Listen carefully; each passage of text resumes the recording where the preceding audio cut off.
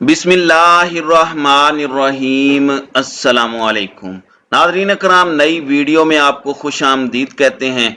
इस वक्त पाकिस्तान का सियासी मंजरनामा मुकम्मल तौर पर तब्दील हो चुका है और रजीम चेंज ऑपरेशन को अब तक का सबसे बड़ा धचका लग चुका है और अब बहुत सी चीजें वाज़ेह होती जा रही हैं, बहुत सी धुंध छटती जा रही है और बिल्ली थैले से बाहर आ नहीं रही बल्कि बाहर आ चुकी है। एक जानिब तो जनरल फैज हमीद एक मर्तबा फिर से एंट्री दे चुके हैं और उनकी एंट्री किसने करवाई है ये इससे भी ज्यादा दिलचस्प है। जबकि पाकिस्तान की अफवाज के सिपह सलार को अवामी कटहरे में इस मर्तबा पाकिस्तान तहरीक इंसाफ ने लाकर खड़ा नहीं किया बल्कि इस्टेब्लिशमेंट से सबसे बेहतरीन ताल्लुकात रखने वाले शहबाज शरीफ की टीम ही एस्टेब्लिशमेंट के ऊपर चढ़ दौड़ी है। इस सारे मामले के अंदर कुछ और बड़ी दिलचस्प डेवलपमेंट्स हैं। चीनी मीडिया किस तरह से इमरान खान की जीत का जश्न मना रहा है।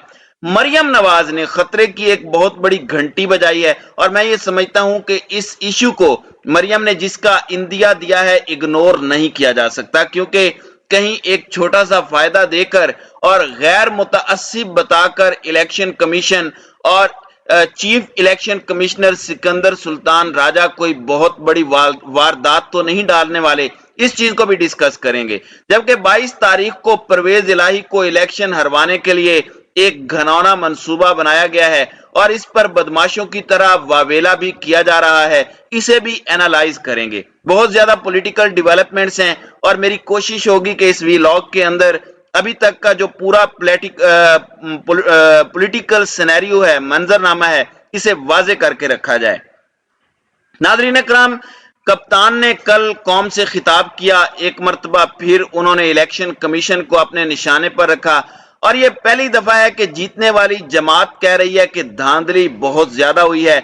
शायद पाकिस्तान तहरीक इंसाफ 18 सीटें हासिल करती, शायद पाकिस्तान तहरीक इंसाफ 2000-3000 नहीं बल्कि डायरेक्टली 25 से 30,000 वोटों का मार्जिन लेकर हर सीट पर जीतती। अब नून लीग का भी इजलास हुआ, हमजा शहबाज और शहबाज शरीफ ने इसकी सदारत की। उसमें भी एक रिपोर्ट पेश की गई और उस रिपोर्ट में शिकस्त की कुछ वजूहात हैं जो बड़ी दिलचस्प वजूहात हैं, क्योंकि इसमें बाकायदा तौर पर पाकिस्तान की सियासत से चंद लोटों का खात्मा हो चुका है, बाकियों का अवाम कर देगी, बस अवामी अदालत में उनकी पेशी होना बाकी है। मैं कौमी असम्बली के लोटों की बात कर रहा हूं। तो राना सनाउल्लाह ने तमाम हलकों के हवाले से अलग अलग रिपोर्ट पेश की और पहला पॉइंट यह है कि हलकों में मुस्लिम लीगी कारकुनों ने लोटों को दिल से कबूल नहीं किया और किसी ने भी उनकी जीत के लिए जान नहीं लड़ाई, क्योंकि ये पैराशूटर्स थे।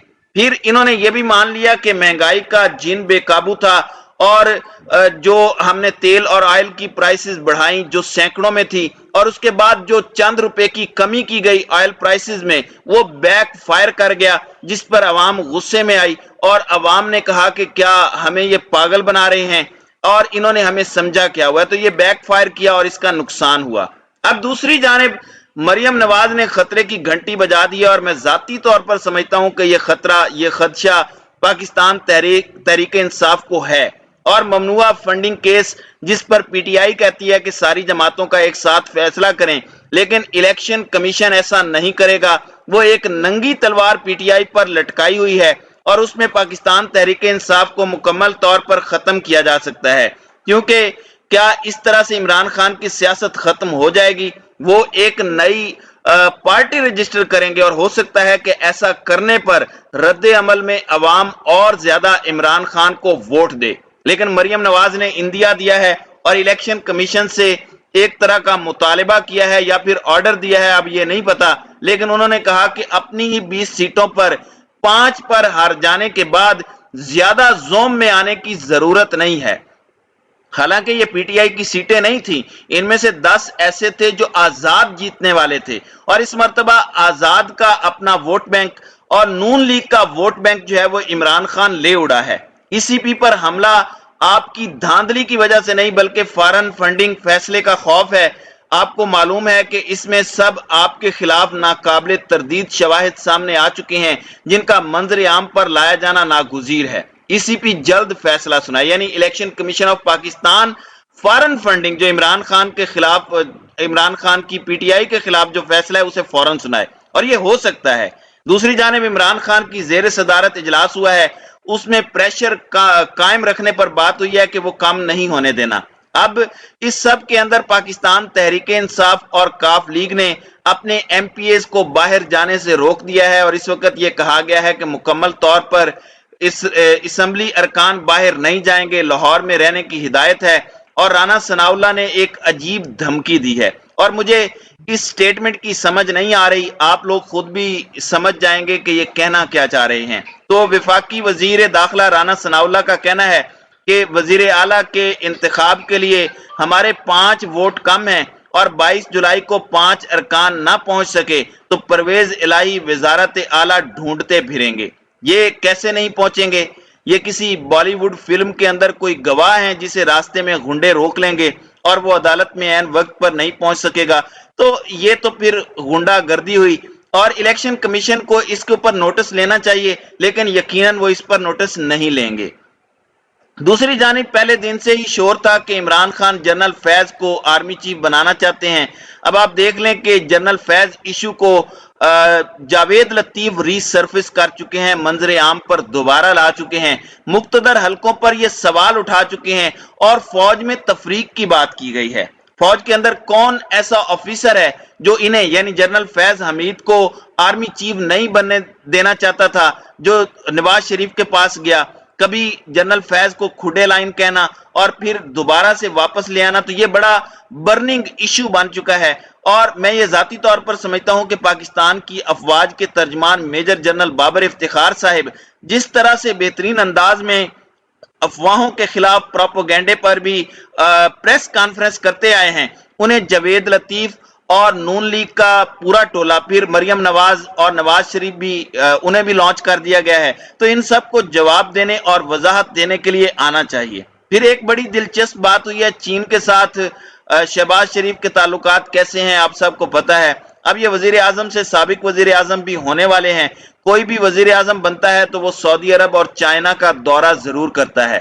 शहबाज शरीफ ने बहुत जोर लगाया एड़ी चोटी का कि चाइना का दौरा हो जाए, लेकिन चीन ने उन्हें नहीं बुलाया, और चीन ने यहां तक कि ब्रिक्स समिट के अंदर पाकिस्तान को नहीं बुलाया भारत के कहने पर। शहबाज शरीफ की तरफ से यह भी कहा गया कि 1-2 और भी समिट्स हैं उनमें ही बुला लें, साइड लाइन पर शी जिनपिंग से मुलाकात करवा दें, मगर वो भी नहीं हुआ, और इनसे डायरेक्टली बातचीत करने को कोई भी तैयार नहीं था, और आर्मी चीफ को फिर जाना पड़ा और कर्ज की किस्त रिवाइव करवाने के लिए जो खान साहब के दौर में डील हुई थी। अब इस सारे मामले के अंदर रशिया के मीडिया की बात आपको याद है, जिसने लिखा था कि इमरान खान को आपने निकाल तो दिया है लेकिन इसे हरा नहीं सके, वो अभी भी लड़ रहा है, वो फाइटर है और वो वापस आएगा। अब चीन का जो सरकारी मीडिया है, इससे लिंक्ड सहाफियों ने भी इमरान खान के हक में सामने आना शुरू कर दिया है।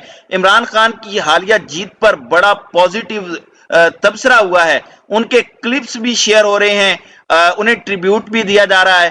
तो इस वक्त पाकिस्तान के खैर खा ममालिक ने वापस इमरान खान को कबूल करना शुरू कर दिया है। वो तो सर पकड़ के बैठे थे कि ये कौन सा ऐसा टोला आया है और ये किस तरह से गुलाम पाकिस्तान पर मुसल्लत हो गए हैं। तो ये एक बड़ी अच्छी डेवलपमेंट्स है, और इसकी जो तफसीलात हैं हम इसे आने वाली किसी वीडियो में जो है वो डिस्कस करेंगे। तो नाज़रीन इकराम, आपकी इस वीडियो के हवाले से क्या राय है? अब अपनी राय का इजहार कमेंट सेक्शन में जरूर कीजिएगा।